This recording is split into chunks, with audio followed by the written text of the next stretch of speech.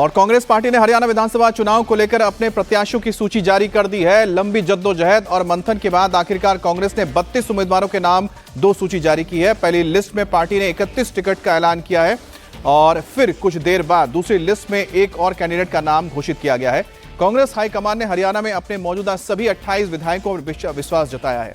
List में 5 महिलाएं हैं और साथ ही साथ 3 मुस्लिम चेहरे भी शामिल किए गए हैं। वहीं कल पार्टी का हाथ थामने वाली विनेश फोगाट को जिंद की जुलाना सीट से उम्मीदवार बनाया गया है और इसके अलावा पूर्व सीएम भूपेंद्र हुड्डा को गढ़ी सांपला किलोई विधानसभा सीट से टिकट मिला है। लाडवा सीट से सीएम नायब सिंह सैनी के खिलाफ कांग्रेस ने मेवा सिंह को टिकट दिया है।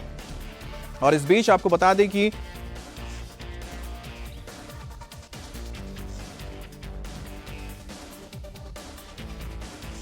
तो आपको बताते हैं कि आखिरकार किस तरह से टिकट का बंटवारा हुआ है। जुलाना से विनेश फोगाट है, गढ़ी सांपला किलोई से भूपेंद्र सिंह हुड्डा है जिनके खिलाफ बीजेपी ने मंजू हुड्डा को मैदान में उतारा है। इसराना से बलबीर सिंह वाल्मीकि है, नूह से आफ्ताब अहमद है, फिरोजापुर जिरका से मामन खान है और पुरहाना से मोहम्मद इलास है। इसके अलावा नीलोखेड़ी से धर्मपाल गोंदर, शाबाबाद से रामकरण और समलखां से धर्म सिंह छौकर, महेंद्रगढ़ से राव दान सिंह और सोनीपत से सुरेंद्र पवार हैं। लेकिन इसमें सबसे इंटरेस्टिंग मुकाबला देखने को मिलेगा गढ़ी सांपला से, जहां पर मंजू हुड्डा भूपेंद्र हुड्डा के सामने खड़ी हैं और मंजू हुड्डा को गैंगस्टर की पत्नी के रूप में जाना जाता है और काफी चर्चा इस वक्त हो रही है। 28 विधायकों पर भरोसा जताया गया है जो पिछली बार भी चुनाव जीते थे, उनको एक बार फिर से रिपीट किया जा रहा है। 5 महिलाओं को टिकट दिया गया, 3 इसमें नए चेहरों को उतारा गया है और 3 मुस्लिम चेहरों को भी मौका मिला है। और ये जो 3 मुस्लिम चेहरे हैं जिस इलाके से आते हैं वो मेवात का इलाका है, जहां पर पिछली बार भी कांग्रेस ने बेहतर प्रदर्शन किया था और सीटें यहां से जीती थी। अब प्रत्याशी और साथ ही विधानसभा का भी हम जिक्र करते हैं। कालका से प्रदीप चौधरी को मिला है, इसके अलावा नारायणगढ़ से शैली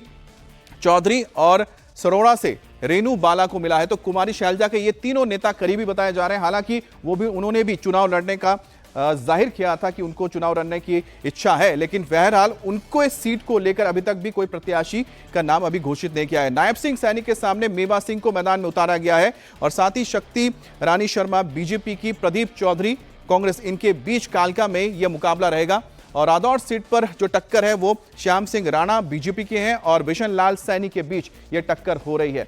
इसके अलावा समलखां सीट पर बीजेपी की ओर से मनमोहन भड़ाना को टिकट दिया गया है और धर्म सिंह छौकर कांग्रेस के हैं, लेकिन यहां पर बीजेपी ने अपने कैंडिडेट को बदला है। अब इसको लेकर भी देखना होगा कि आगे किस तरह की समीकरण बनते हैं। तो सुरजेवाला ने अपनी परंपरागत सीट कैथल से दावेदारी ठोक रखी है और साथ ही साथ कुमारी शैलजा ने भी अपनी दावेदारी ठोकी है विधानसभा चुनाव के लिए। लेकिन बहरहाल दोनों ही सीटों पर अभी तक बीजेपी ने अपने कैंडिडेट तो घोषित किए हैं, लेकिन जो कांग्रेस है उसने अपने घोषित नहीं किए हैं। इन सीटों पर राज्यसभा सांसद इस वक्त दीपेंद्र, साथ ही आपको बता दें कि उदय भान को इस वक्त होडल से टिकट मिला है और हरियाणा के प्रदेश कांग्रेस के अध्यक्ष हैं, तो उदय भान को भी टिकट दे दिया गया है।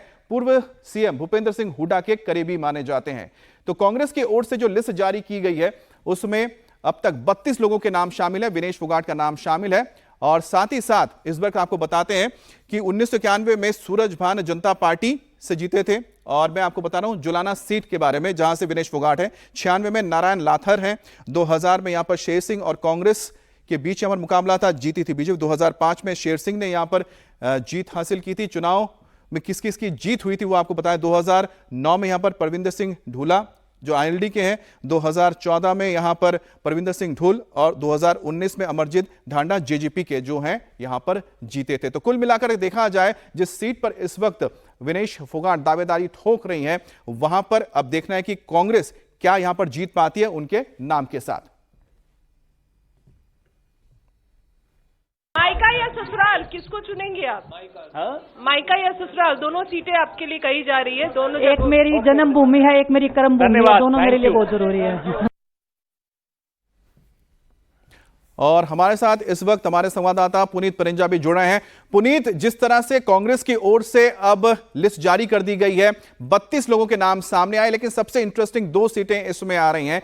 वो है विनेश फोगाट की सीट जुलाना से जहां से वो खड़ी हुई है। हालांकि देखा जाए 2019 से उससे पहले वहां पर कांग्रेस नहीं जीत पाई थी।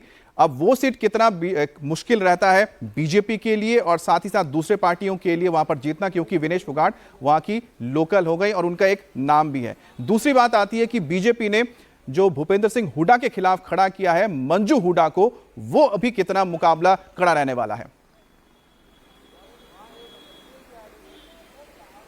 देखिए अमित, जहां पे अगर मैं बात करूं पहले तो सबसे पहले क्योंकि कांग्रेस की जो लिस्ट आई है उसमें काफी लंबा वक्त लगा है और काफी सोच समझ कर जो है लिस्ट जारी की गई है, ताकि बीजेपी जिस तरह से बगावत हुई है वैसी बगावत का सामना जो है वो पार्टी को ना करना पड़े। क्योंकि अगर पार्टी ये मानकर चल रही है कि बीजेपी की जो एंटी इनकम्बेंसी है उसका फायदा कांग्रेस को मिलेगा और इस तरह से अगर वो टिकट दे देते हैं, और यही वजह रही कि इसमें जो स्क्रीनिंग कमेटी की बात करें तो उसमें स्क्रीनिंग कमेटी की 4 मीटिंग हुई और 3 मीटिंग केंद्रीय चुनाव समिति की, और उसके बाद जाकर कहीं जो टिकट है उस पर फैसला लिया जा सका। और हालांकि अब कितनी टक्कर दे पाएंगे, क्योंकि अगर भूपेंद्र सिंह हुड्डा की बात करें तो रोहतक उनका गढ़ है, उनका गृह क्षेत्र है, और मंजू हुड्डा कितनी टक्कर दे पाती है सवाल वहां पर खड़ा होता है। क्योंकि हुड्डा तो अपनी जीत निश्चित मानकर चल रहे हैं क्योंकि उनका गृह क्षेत्र है, और अभी हाल ही में जब चुनाव हुए थे लोकसभा के तो उसमें दीपेंद्र हुड्डा अच्छे खासे मार्जिन से वहां पर जीत हासिल की है क्योंकि वो उनका गृह क्षेत्र है। और दूसरी बात करता हूं मैं जुलाना की, जहां से विनेश फोगाट जो है वो चुनाव मैदान में इस बार